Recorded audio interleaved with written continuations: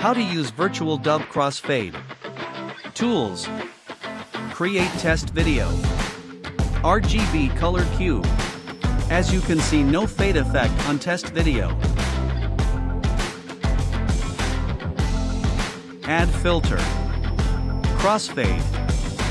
Set timeline position to 100, which should be the starting frame of your second video. Set width 30, which is your fade effect 30 frame. Go to blending options. Select the time range, which is your first video to second video range. As you can see, before and after the cube faded. Now to try it out on my video.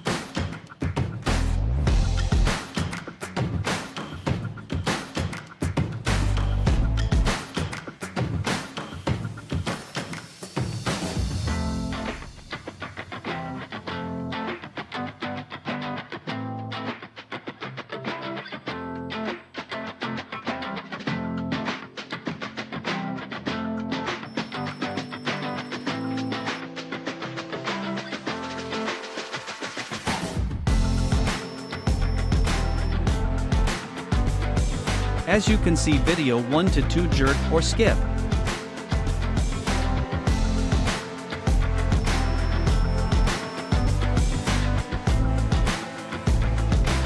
I apply keyframe 66, which is start frame of second video. My time range for first video to second video is 60 to 77.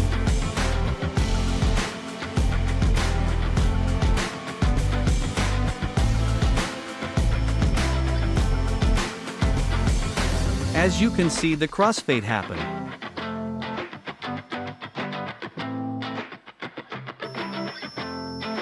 Now to output and encode the video.